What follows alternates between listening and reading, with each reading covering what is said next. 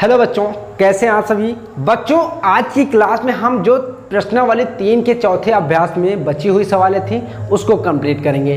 ठीक है ना बच्चों। तो बिना देरी के चलिए हम क्वेश्चन पढ़ते हैं और सॉल्व करते हैं। तो देखो 3 सवालें हो चुकी थी, अभी बची है 4, 5, 6, 7। ये 4 सवालें अभी और भी बची हुई हैं। तो देखो चौथी सवाल है क्या, उसको पढ़ते हैं पहले। कह रहा है कि 100 से छोटी ऐसी सभी संख्याएं लिखिए जो 3 और 4 के सार्वगुणज हो। ठीक है ना, 100 से छोटी। इसका मतलब ये है कि हमको 3 और 4 का पहले गुणज लिखना पड़ेगा 100 के अंदर तक। ठीक है ना, तो पहले हम उसको लिखते हैं बच्चों। तो ये कौन सी सवाल है आपकी, चौथी सवाल। अब इसको लिखते हैं, पहले हमको लिखना पड़ेगा पूरा 100 के अंदर 3 और 4 के गुणज। तो चलो पहले 3 के गुणज लिखते हैं। देखो 3 दूना 6, 3 त्रिका 9, 3 चौके 12, 3 पचे 15, 3 छक्के 18, 3 सत्ते 21, 3 8 24, 96। ठीक है, अब 96 के बाद आएगा आपका 99। अब देखो 99 हो गया। अब इसके आगे लिखेंगे तो हो जाएगा 100, मतलब 102, यानी कि 100 से ज़्यादा चला जाएगा। तो 3 के लिए हमने लिख लिया। अब ऐसे ही 4 के लिए भी लिखेंगे, ठीक है, जो कि 100 के अंदर होगा। तो स्टार्ट करते हैं अब 4 का भी। 4 दूना 8, 4 तियाँ 12, 4 तियाँ 12, 4 चौके 16, 4 पचे 20, 4 छक्के 24, 4 92, उसके बाद 96, उसके बाद आ जाएगा आपका 100। लेकिन 100 लिखा नहीं जाएगा क्योंकि कह रहा है कि 100 के अंदर। ठीक है, तो इसको क्या करेंगे, 100 नहीं लिखेंगे। ठीक है ना। तो अब बच्चों इसमें क्या करना है, फिर से सवाल को हम पढ़ लेते हैं। देखो कह रहा है कि 100 से छोटी ऐसी सभी संख्याएं लिखिए जो 3 और 4 के सार्वगुणज हों। तो अब क्या करेंगे, अब देखेंगे कि इसमें और इसमें दोनों में कौन कौन सी संख्याएं मिल रही हैं। चलो ठीक है, देखते हैं। 3 इसमें नहीं है, 6 इसमें नहीं है, 9 इसमें है, 12 मतलब नहीं है। ठीक है, 12 है। तो 12 को हम क्या करें हैं, दोनों में गोला कर लेते हैं। ठीक है, 15 उसमें नहीं है, 18, 21, 24 है, 24 इसमें भी है। ठीक है, अब 27 के बाद 30, 33, 36 इसमें भी है और 36 इसमें भी है। ठीक है, 36 के बाद हम आगे बढ़ते हैं बच्चों। देखते हैं 39 इसमें नहीं है, 42 इसमें नहीं है, 45 इसमें नहीं है, 48 है। ठीक है, 48 दोनों में है। 48 के बाद हम और आगे बढ़ते हैं। 51 नहीं है उसमें, 54 उसमें नहीं है, 57 भी नहीं है इसमें, 60 है दोनों में। ठीक है, यहाँ पर भी है और यहाँ पर भी है। ठीक है, अब और आगे देखते हैं। 63 नहीं है, 66, 69, 72। देखो 72 दोनों में है। ठीक है, 72 दोनों में है। उसके बाद आगे बढ़ते हैं। 75 नहीं है, 78 नहीं है, 81 नहीं है, 84 यहाँ पर है और यहाँ पर भी है। और आगे बढ़ते हैं, देखते हैं और क्या क्या चीज़ें हैं। 87 के बाद 90 नहीं है उसमें, 93 के बाद 96। ठीक है, अब हम एक जगह लिख लेते हैं जो जिसको हमने क्या किया, गोला किया। ठीक है, तो देखो कौन कौन सी संख्याएं हैं। 12 है, 12 के बाद 24, 36, 48, 60, 72,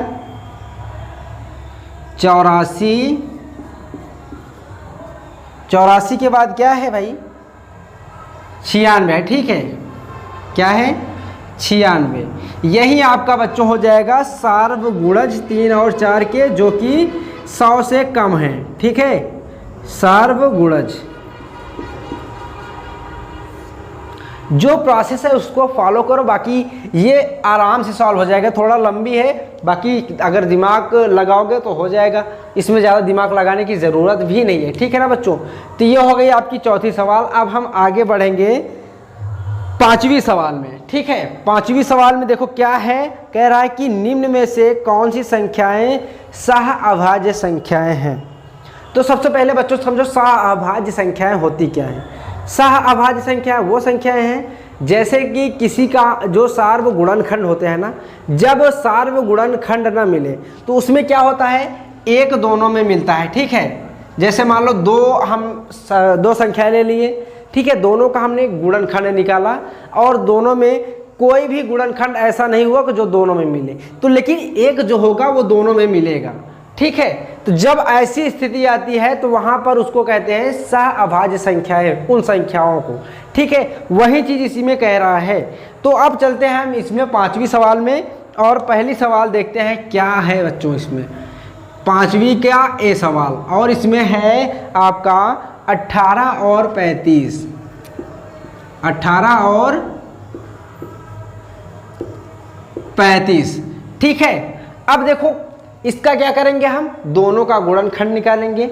अगर दोनों में गुणनखंड नहीं मिल रहे हैं एक के अलावा, सार्वगुणनखंड अगर नहीं मिल रहे हैं एक के अलावा, तो वो क्या हो जाएगा, सहअभाज्य संख्या। ठीक है ना, तो पहले हम यहाँ पर 18 का गुणनखंड निकालते हैं। देखो एक तो होगा ही, 2 भी होगा, 3 भी होगा, 6 भी होगा, 9 होगा, और 9 के बाद 18 हो जाएगा। तो ये है सार्वगुणज। ठीक है, दिख रहा है आपको कि नहीं दिख रहा भाई?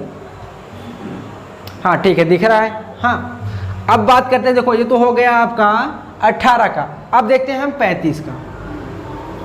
35 के लिए भी एक क्या हो जाएगा, गुणनखंड होगा ही। 35 के बाद आएगा 5, 5 के बाद 7, और 7 के बाद डायरेक्ट ये आ जाएगा 35, ये इसका गुणनखंड होगा। अब देखो एक क्या है, दोनों में है, एक क्या है, दोनों में है, लेकिन इसके अलावा और कहीं पर कुछ मिल रहा है, नहीं मिल रहा है ना, तो ये क्या हो जाएगा, 18 और 35 क्या है, सहअभाज्य है। ठीक है, क्या है, सहअभाज्य, सहअभाज्य है। ठीक है, अब देखो इसमें 6 सवाल हैं, एक और मैं बता देता हूं जिससे कि आपको और बढ़िया से क्लियर हो जाए। तो चलो बी वाली सवाल हम देख लेते हैं। बी वाली सवाल में आपका है 15 और 37, 15 और 37। अब देखो इसमें करना क्या है बच्चों, आपको सेम जैसे यहाँ पर हमने किया था वैसे ही इसमें भी करना है। ठीक है, पहले हम 15 का क्या करेंगे, गुणनखंड निकालेंगे। पहले तो एक तो हो ही जाएगा, एक के बाद आएगा आपका 3।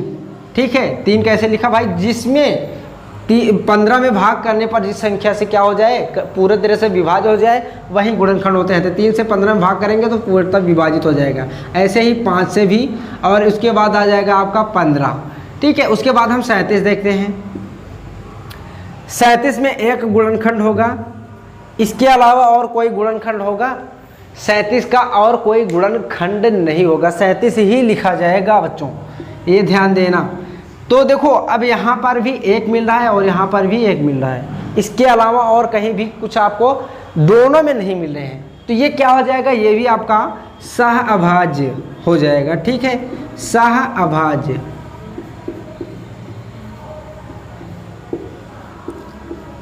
ये क्लियर हुआ। अब ऐसे ही आपको 4 सवालें मैं दे रहा हूं। अच्छा, जो भी सवालें मैं छोड़ देता हूं बच्चों आपके लिए, उसको आप ज़रूर से ज़रूर कर लीजिएगा। ठीक है, क्योंकि मैंने उसको देखो उस तरीके की सवाल बता देता हूं, तो आपको जब करेंगे उस सवालों को तो आपकी प्रैक्टिस बढ़िया से हो जाएगी, तो इसको करना मत भूलिएगा। ठीक है, तो 4 सवालें इसमें बची हुई हैं, 4 सवालें आप ही करेंगे उसको। ठीक है, तो अब हम चलेंगे अगली सवाल, जो कि हमारी 6ठी सवाल है। पहले हम इसको इरेज कर लेते हैं, फिर आगे बढ़ते हैं। ठीक है ना बच्चों, तो चलो देखते हैं अब अगली सवाल अपनी क्या है। ठीक है ना, 6ठी सवाल है, और इसमें कह रहा है कि एक संख्या 5 और 12 दोनों से विभाज्य है। ठीक है, और किस अन्य संख्या से यह संख्या सदैव विभाजित होगी। पहले ये इसको सवाल लिख लेते हैं, 6ठी सवाल है, और ये कह रहा है कि एक संख्या है जो 5 और किससे विभाज्य है, 12 से। ठीक है, 5 और 12 से विभाज्य है। तो अब बताइए कि किस अन्य संख्या से यह संख्या सदैव विभाजित होगी। ठीक है, अब इसको करने के लिए भाई बहुत ही आसान प्रोसेस है बच्चों। ठीक है, 5 से विभाजित है, 12 से विभाजित है। एक काम ना करें, इसको इन दोनों का हम गुणा कर दें। अब गुणा क्यों करेंगे, पहले इसको गुणा करके देखते हैं। ठीक है, देखो 5 गुणे 12 करेंगे तो आएगा 12 पंचे 60। ठीक है, अब ये जो 60 है ये किससे विभाजित है? अगर 5 से भाग करेंगे तो 5 से भी पूर्णतः विभाजित हो जाएगा, और 12 से विभाजित करेंगे तो ये क्या होगा? 12 से भी विभाजित हो जाएगा, 12 पंचे 60। ठीक है, तो ये तो एक हो गया कि एक संख्या 5 और 12 दोनों से विभाज्य है। तो देखो ये एक चीज़ तो हो गया कि दोनों से विभाज्य है। ठीक है, किस अन्य संख्या से यह संख्या सदैव विभाजित होगी? यानी कि ये जो संख्या आई है, ठीक है, क्या मतलब कि कौन सी ऐसी संख्या है जिससे कि ये संख्या विभाजित हो जाए? और इसके साथ साथ ये भी ध्यान देना है कि 5 और 12 से भी वो संख्या विभाजित होनी चाहिए। ठीक है, तो अगर हम 60 में 60 से ही भाग कर दें बच्चों तो क्या होगा? विभाजित हो जाएगा कि नहीं पूर्णतः? ठीक है, इसका मतलब हमने जो गुणा किया है, गुणा करके बहुत ही सही किया है। ठीक है, अब ये क्या है? 5 से भी विभाजित है, 12 से भी विभाजित है और 60 से भी विभाजित है। ठीक है ना, तो ये हो गया आपका सवाल, बस इतना ही हो गया, खत्म। ठीक है, ये तो हो गई छठी सवाल। अब हम बात करते हैं बच्चों 7वीं सवाल की। ठीक है, 7वीं सवाल आपकी है क्या? कह रहा है कि एक संख्या 12 से विभाज्य है, और कौन सी संख्याएं हैं जिनसे यह संख्या विभाज्य हो जाएगी? ठीक है, एक संख्या है जो कि 12 से विभाज्य है। किससे विभाज्य है? 12 से। ठीक है, और कह रहा है कि वह और कौन सी ऐसी संख्याएं हैं जिनसे यह संख्या विभाज्य हो जाएगी? ठीक है, देखो अब 12 से अगर कोई संख्या बच्चों विभाजित है तो इसका ये मतलब है कि उनके जो गुणनखंड होंगे, यानी कि 12 के जो गुणनखंड है उससे भी वो संख्या विभाज्य है जो कि 12 से विभाज्य है। ठीक है, अगर 12 से कोई संख्या विभाज्य है तो उसके गुणनखंड से भी वो संख्याएं विभाज्य होंगी। तो हम क्या करेंगे? 12 का गुणनखंड लिखेंगे। क्या लिखेंगे? 12 का गुणनखंड 1 हो जाएगा, 2 हो जाएगा, 3 हो जाएगा, 4 हो जाएगा और 6 हो जाएगा। ठीक है, और ये 12 हो जाएगा। ठीक है, अब देखो इसमें तो 12 से वह संख्या विभाज्य है ही, पहले से ही बोल दिया है। और कह रहा है कि और ऐसी कौन सी संख्याएं हैं जिनसे वो संख्या विभाज्य होगी? तो वो संख्या क्या है? ये सारी संख्याएं हैं जिनसे वो संख्याएं विभाजित हो जाए, वो संख्या विभाजित हो जाएगी जो कि 12 से विभाजित है। ठीक है ना बच्चों, कभी भी आपको ऐसा क्वेश्चन दिया जाए तो ऐसे ही आपको करना है। समझ में आया कि नहीं बच्चों? अब जैसे एक बार फिर समझ लो कि जैसे 12 है, ठीक है, इसने कहा कि एक संख्या 12 से विभाज्य है। ठीक, तो जो भी इसका 12 का गुणनखंड होगा उससे भी उनसे भी क्या होगा? वो संख्या विभाजित होगी। तो इसीलिए हमने गुणनखंड किया, 12 से विभाजित है, बाकी जो संख्याएं हैं उनसे भी विभाजित हो जाएगी वो। ये क्लियर हुआ? तो बच्चों आज की क्लास को यहीं पर समाप्त करते हैं, क्योंकि आपकी प्रश्नावली हो गई आज की समाप्त। ठीक है ना, अगर आपको कोई डाउट है तो कमेंट सेक्शन में लिख दीजिए, उसका उत्तर हम जल्द से जल्द दे देंगे। ठीक है ना बच्चों, और आज की क्लास को यहीं पर एंड करते हैं, फिर मिलेंगे नेक्स्ट क्लास में। तब तक के लिए bye bye and take care.